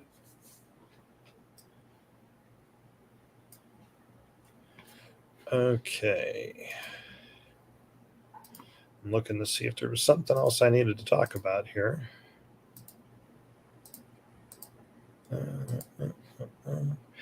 Anybody else? Anybody at all have some questions? Let's see. Well, that last sale that just went was a T-shirt and a ticket. There you go. And then when they win, they'll ask for a refund, right? Actually, it's a T-shirt and 2 tickets. Oh, there we go. Well, I had a good time when I went 2 years ago, besides the ride home. But well, we had a good time coming out and seeing Andrew and being at the show with Darrin, and it was a good time for sure. Yeah, we had a very good time coming out there. That's why we're coming out again. I know a few people that are coming said they were planning on just coming to the show Saturday and then heading home. And when I told them, but wait, there's more, we're going to have some layouts open on Sunday, they said, well, okay, maybe we'll get a hotel. That's what happened with us. We were going to go head home on Sunday, and then you were. Kyle asked what model of loco the Conrail is, Darrin. That is a GP10. GP10. See, Kyle, you're going to have to make sure you come to the show so you can go over and check that out. So it is beautifully painted. It is a very pretty Conrail. I'm not a big fan of Conrail. What? I know. Sacrilege, right? Terrible thing to say. But that was somebody else can probably tell more about it, but it was like a GP9 and a GP another Jeep that they converted.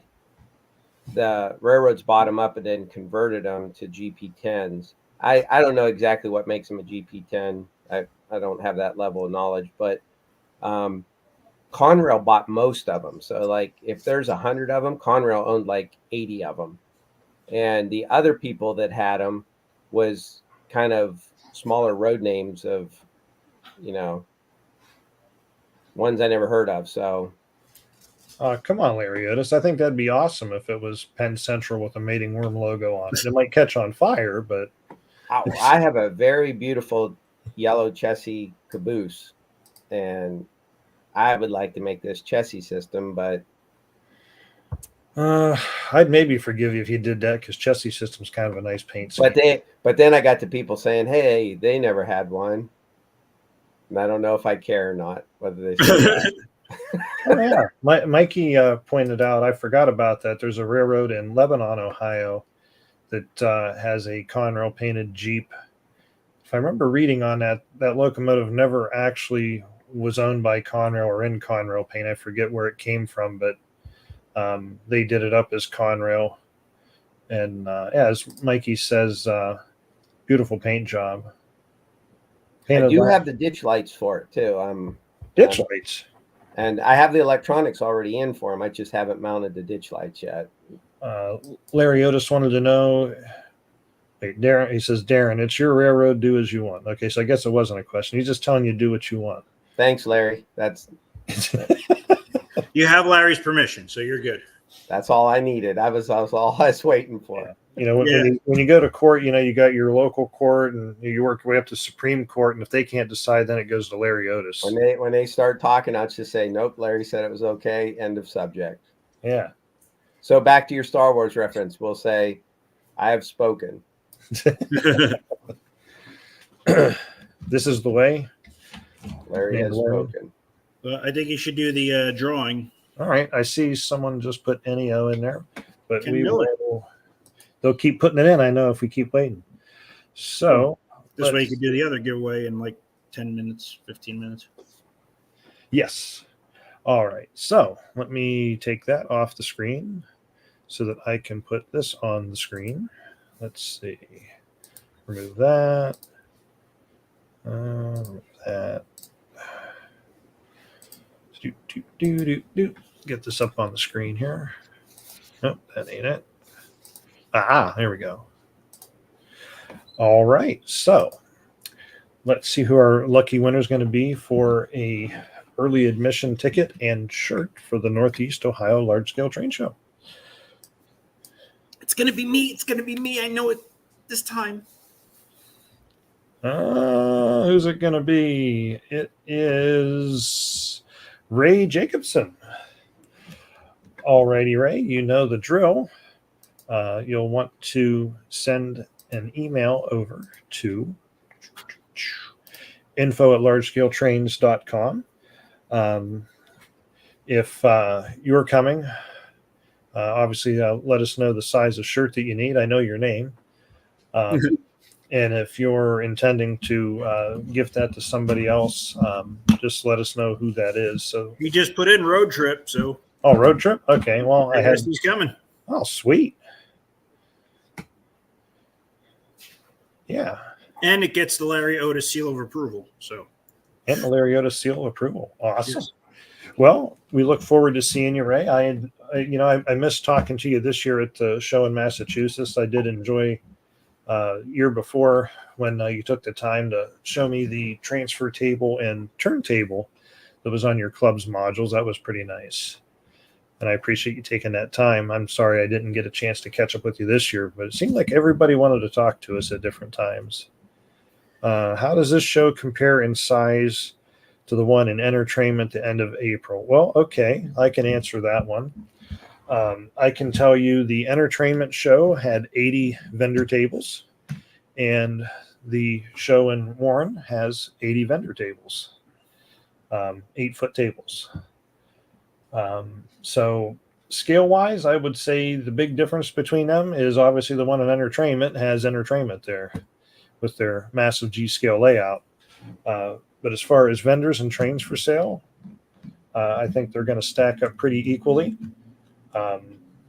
Entertainment had for the one down there had a couple of clinics on a couple different topics. We're doing clinics at this one. Trying to think. I know there's a few people in the chat that were at that show. If someone wants to add something in, I'm not thinking of here, but far as selection, I could contrast a little bit, maybe, Andrew. So it's my understanding the entertainment was free. oh yes, Um, to you get know, into the show, not to go see the layout and entertainment, that you did have to pay for. right. So we do, we do have to fund our show. So, we charge a meager $5. Um, I mean, but that's $5. now there's some pros and cons to that too, because sometimes when it's free, you get people in there in your way that aren't really G-scalers. I've often thought there was a lot to be said for putting a small hurdle to entry in, because it's $5 to get in. Because I have been to stuff in the past, not so much the one in Cincinnati, but other stuff where it's free to get in, and you get a lot of people that just, hey, it's free, I'm going to wander on in, and it can get kind of crowded. So it does kind of help a little bit, I guess you could say. I see Robert said, thanks, 8-hour drive for me. So does that mean you're going to make the 8-hour drive, Robert? I highly recommend it. I did an 8-hour drive to Massachusetts 4 weekends ago, or 2 weekends ago. 13 hours. Oh yeah. Wait, for you, yeah, yours was 13 hours. And of course, 8 hours one way to North Carolina and back this weekend to go see our friend that lives down there. Robert Galvin says, he says, yep, with a camper. Are you camping at Jonathan's house? I think he wants to camp at yours. Yeah, no, I'm not exactly zoned for that. Well, hey, one thing I want to mention, if people have not been to entertainment, you really need to go see that. You do. That's have you been there, Nico? Even if there wasn't a train show there, just to go spend a day at entertainment is amazing. I've never been there. You've never been there. How dare you, Nico? I don't think anybody knows really what the long-term future of it is. So, I know it was mentioned that the place is for sale. I believe the current owner wants to retire, but I haven't heard if there's an interested party or what's going on with that. But well, if you need a road trip, I would highly recommend it. Okay, Paul. Okay, I guess I gave him away. Paul Train. Whoops. We know who he is. The other side of not having a mission, I guess he's saying, is you get someone in and they think, wow, I didn't know this size of train existed, and get another person into the hobby. Yeah. There I agree. There are pros and cons to both sides of that. And we have to promote our hobby to get it out there. Hence, what we do here. Yeah. Well, one thing, Andrew, I'll say with my closing statements is, so the location that we're in, there has been a little bit of not so much issues, but apprehension about larger vendors coming in, because we didn't have big double doors that they could roll big racks in. And our vendors, we got a ton of help. We have all our club members there are helping, but you either take your stuff up like 8 steps, or you take it up a small elevator, which is like 4 foot by 4 foot. And we have never had an issue yet getting that all done. And the vendors are, sometimes they get there and they're a little concerned, and then all of a sudden, like 20 minutes later, all their stuff is there, and they're happy with the help. But so with this, we are absolutely maxed out in size, and we want to continue growing the show. So we are looking for another venue in the area. And we have one picked out, and we're trying to work out the details. And it's going to be a much bigger venue, a little bit more big double doors open up. So we may be able to attract some of the bigger vendors as the show continues to grow. I was just looking here. Like I said we have 80 vendor tables there, but the actual count of vendors filling those tables is, I think we're in the 30s. 38. Yeah, almost 40. So almost 40 different vendors. So some of them have a single table, some have a couple. Some, like Me Loves Trains, has 14, 12, or I don't know. He has a couple rolling racks in there somewhere, I think. But yeah, and historically, I've always felt the prices have been pretty decent at the show. I mean, what's that now? I think a bunch of our garden railway clubs need to unite to buy entertainment. I don't know about that one. I like the idea. Oh, okay. Put your phone number up there, Darrin, so they can all call you. Everybody's got my phone number. I give you an A for effort, Tom, but wow, yeah, that would definitely be an undertaking. But you're not the first person to mention that, because a few other people and some other clubs have mentioned that too, and I'm thinking, you guys go right ahead and do that. I'll promote it for you, but I'm not taking part in ownership. That sounds like a time to me. We should start the next giveaway. This way we're all right. Someone asked, will they take? Oh, must be. I'm assuming you're asking about entertainment engineered. Will they take a check? Or not? Will the vendors at our show take a check up here? Some of them may. I can't answer that, but I'm assuming you're talking about entertainment, and that would be a pretty hefty check. All right. So our last giveaway for the evening is going to be from our sponsor, Splitjaw. And let me don't start entering anything in the chat yet. It's actually going to be a different hashtag. Is doing a 10-pack of their brass rail clamps. And you'll be able to specify whether you want direct to rail, which I highly recommend, or if you want the clamps that go over the rail joiners. Okay. Engine Yard said yes to, it was about entertainment.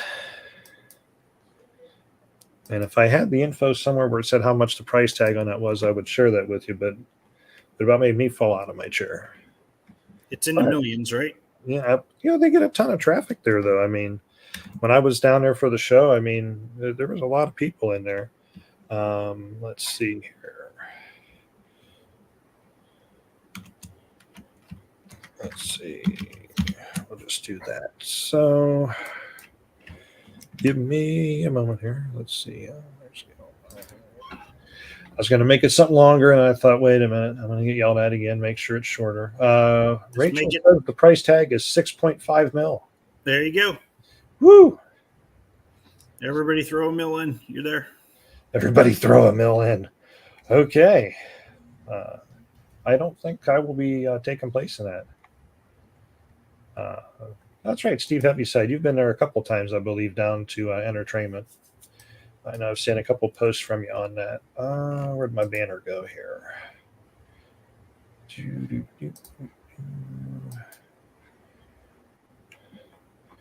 Let's see.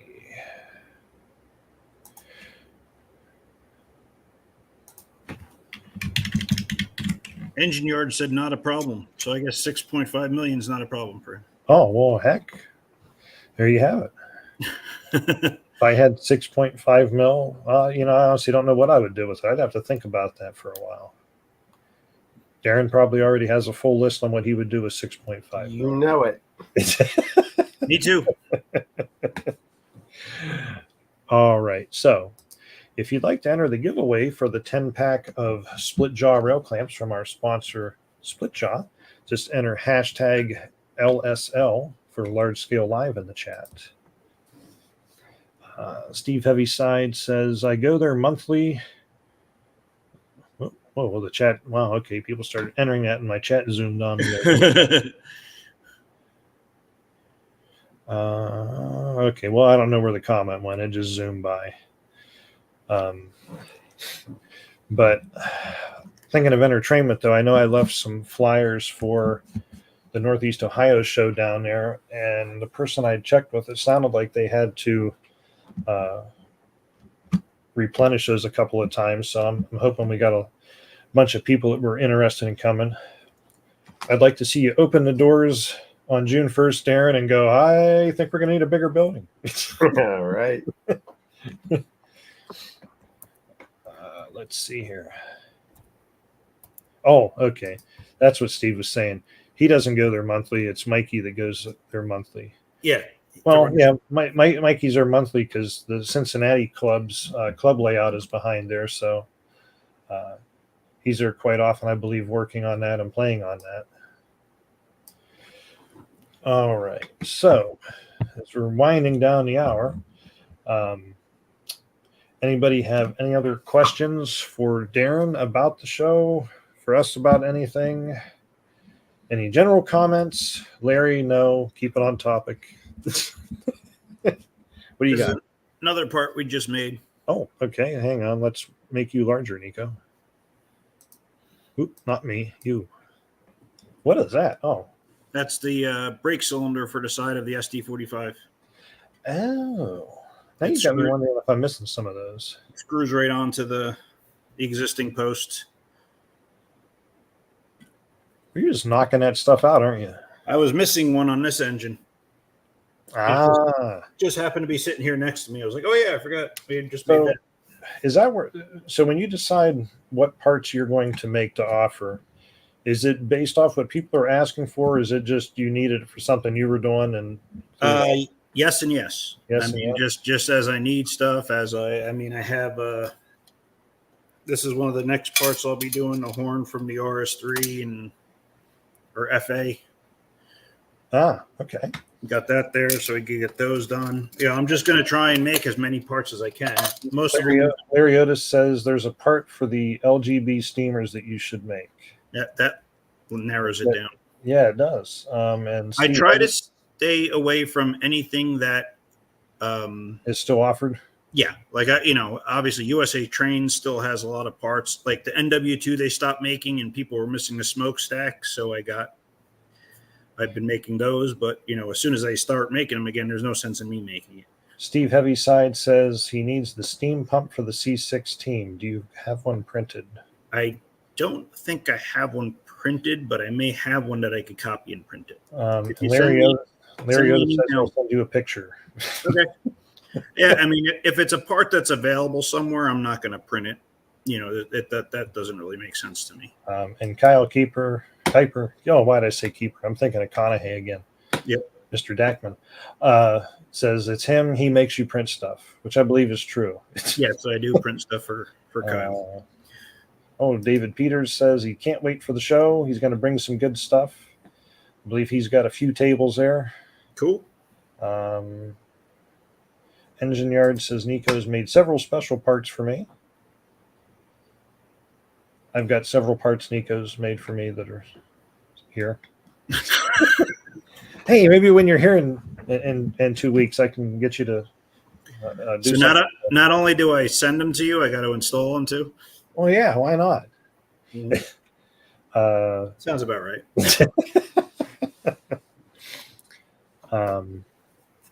Let's see here. Here's the masking material, the vinyl masking. Oh, so they actually sell it. It's low adhesive vinyl. So then I cut it out, pick it out, and make stencils. Then do you airbrush?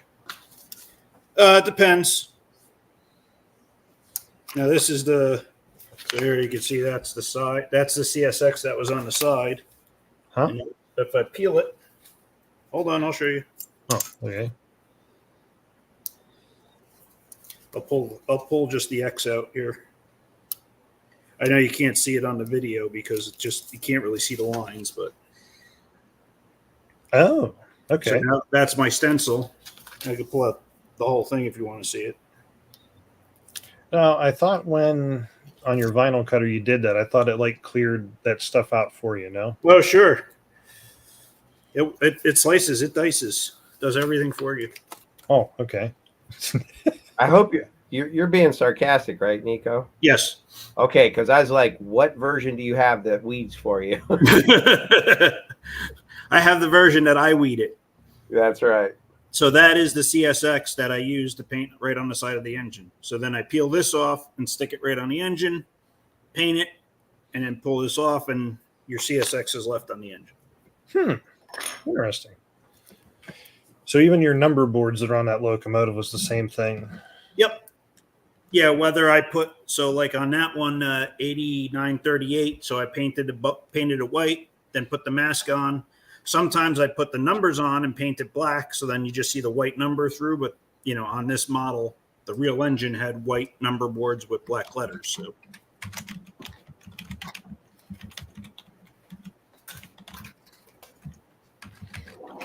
And I will put up the drawing for the giveaway here in one moment. That's the FA cover. Oh yeah, wait. FA the RS3 has like the vented one. So I made both versions for the FA. I have this version and the vented one, the more realistic, looks like a screen. So both of those are available. I'm just trying to see what's laying here next to me.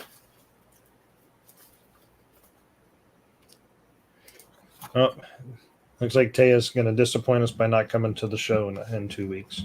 Oh, that's all right. I'll get to see her in June now at the BTO convention. But said she'll try to come next year. I did send you a message in the live stream chat there, Nico. I had a question for you. You sent me a message?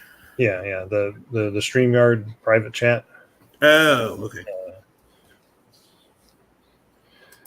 Hold on. I got to find my mouse. There it is. Find your mouse? You got a cat for that? Yeah. Yeah, okay. So let's do our drawing. And I got to share the proper screen here. Yes, sir. To see who's going to win the 10-pack of split jaw rail clamps, which will keep your track nice and snugly put together. And ensure conductivity. Sorry. Conductivity? Yes. I have one set of feeders to my entire layout. Everything has clamps on it, and I don't have issues. Now that I said that, I'll have nothing but problems the day of the tour. Oh, yeah. You'll have dead spots everywhere. Oh, yeah. I'll have to have Cody over here to fix it all for me. All right. So let's see who our winner is going to be. Not Nico. And Larry says, be afraid you get to see me at the BTOC. And, hey, Steve Junst is our winner. Okay, Steve. I don't believe I have your contact info, so if you would like to send that over to me at info@largescaletrains.com, as I put on the screen there, I will get that off to Splitjaw so that he'll send you your stuff, just your name, address. I don't think I need it. Oh, and whether you would prefer direct to rail or the over the joiner rail clamps. And I'll get that over to Splitjaw and they'll send that out to you. So, all right. I think we've just about reached the end of the show. I want to thank you guys again for letting me hang out with you. Hope to see everybody at the show. All right, sounds good. We do have next month's show is going to be on the 23rd, I think it is, June 23rd. Yes, June 23rd. Just double checking our calendar here. Yep, June 23rd, and we will have on Jonathan from Pico Trains. Jonathan Metter? Yes. Oh, I've never met him in person, but I've watched the videos he put up on the Pico channel. He seems like a pretty nice guy. Yep. He must be if he's doing the show. He's dealing with us, then yes. So, yep. All right. So that'll be the 23rd, you said, at 7 p.m. That is correct. Of course, come see us June 1st in Warren, Ohio at the Northeast Ohio Large Scale Train Show. So we wish you could make it too, Mikey. So if you want to hang around for a moment afterwards, Darrin, I'd appreciate it, unless you have to run. No, I'll wait. Okay. So with that said, thank you, everybody. We appreciate you tuning in tonight, and we will see you next time. Good night, everyone. Oop. Yeah. Eventually. Yeah. Good night. Eventually. Yeah. Where's this at? There we go. Good night, everyone.